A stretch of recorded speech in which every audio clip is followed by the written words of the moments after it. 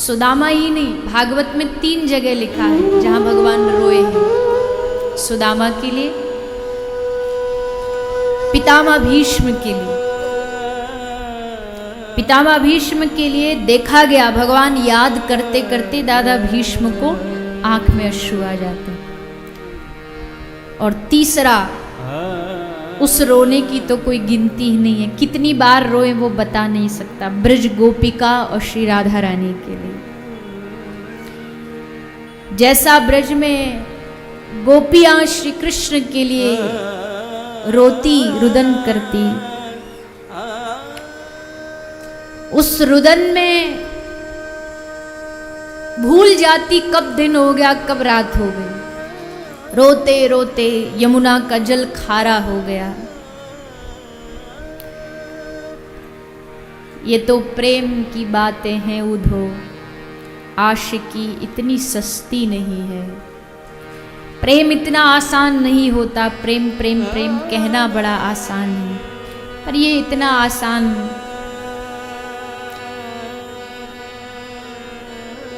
गोपियों ने उस प्रेम को अनुभव किया तो खूब खूब रोई गोपियां कृष्ण के लिए, यहाँ तक कि कई कई दिन तक मूर्छित बेहोश पड़ी रहती, भान नहीं रहता। उनके लिए श्री कृष्ण रोए। उद्धव देख रहे हैं छत पे जाके, श्री कृष्ण मथुरा में बैठे और देख रहे वृंदावन की ओर, आंख से अश्रु बह रहे हैं। उद्धव ने कहा, क्या कर रहे हो प्रभु आप, क्या कहेंगे लोग, कृष्ण रो रहा है, मथुरा का राजकुमार रो रहा है। किसके लिए?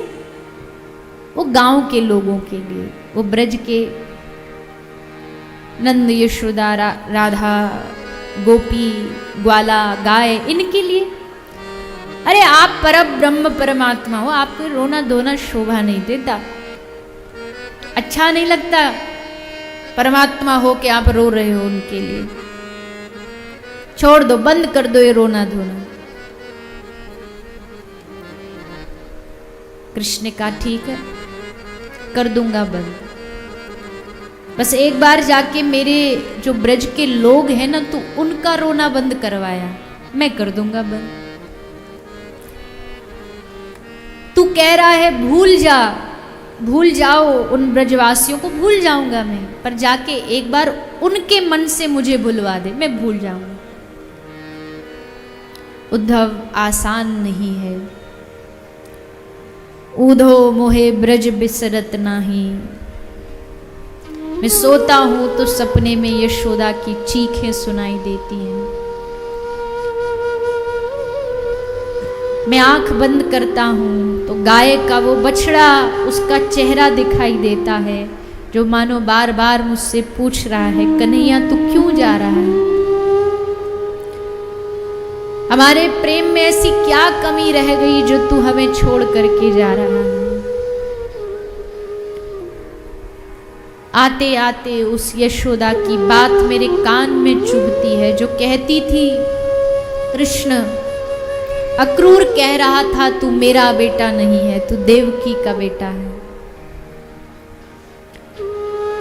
जीवन भर पालन पोषण मैंने किया और फिर ये अक्रूर आया और कह के दो क्षण में चला गया कि तू मेरा बेटा नहीं है। पर चल माना कि तू मेरा पुत्र नहीं है, तू देवकी का बेटा है, लेकिन हे कृष्ण इतनी कृपा कर देना, देवकी से इतना कह देना कि उसके पास किसी दासी की कमी हो तो मुझ यशोदा को अपने पास बुलाए। मैं दासी बनकर के उसकी सेवा करूंगी, लेकिन तू हमसे दूर मत जा।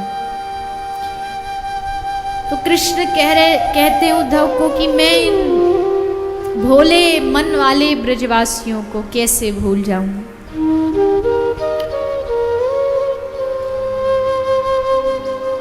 रात को पत्ता भी हिलता है, जरा सी आहट होती है तो गोपी चौंक जाती है, उठ जाती है। सोती तो थी नहीं, क्योंकि सखी मेरी नींद नसानी हो, कृष्ण जब से गए तो सोना तो था ही नहीं, पर आहट होती तो एकदम चौंक जाती, पत्ता भी हिलता तो एकदम कृष्ण आ गए।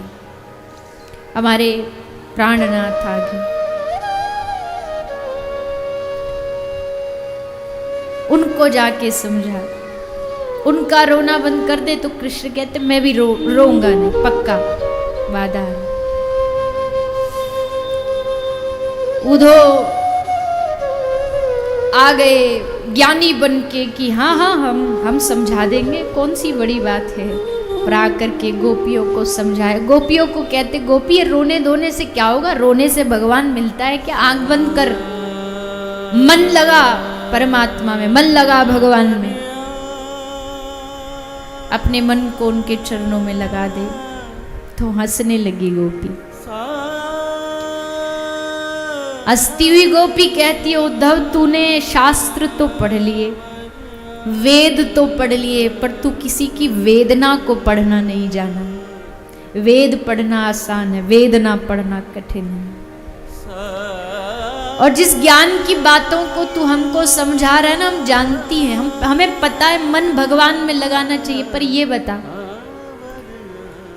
मन भगवान में लगाना चाहिए तो तूने बता दिया, लेकिन जिसके पास मन ना हो वो क्या करे? उद्धव एकदम अचंभित हो गए। क्या कह रही है गोपी तू? मन नहीं हो? ऐसा नहीं होता कहीं दुनिया में। कौन है इस दुनिया में जिसको भगवान ने मन ना दिया हो? शरीर के साथ मन तो जरूर संग आता है, मन का ही तो खेल है। गोपी कहती है हाँ उद्धव तू सही कह रहा है, ऐसा हो नहीं सकता कि परमात्मा शरीर के साथ मन न दे। हमें भी दिया था, हमारे पास भी एक समय था जब मन हुआ करता था। लेकिन हे उद्धव, जब कृष्ण इस ब्रज से मथुरा गया तो हमारे मन को भी वो अपने संग ले गया। अब बता दूसरा मन कहाँ से लाए? ऊधो मन ना भये 10-20, एक हतो सो गयो श्याम संग, को आराधे ईश। तो जो उद्धव अभी कृष्ण को कह रहा था कि रोने से क्या होता है, ये रोना धोना बंद करो, वो उद्धव गोपियों की बात सुन करके झरझर अश्रुओं से रोने लगा। पता नहीं उद्धव को क्या हो गया शरीर में।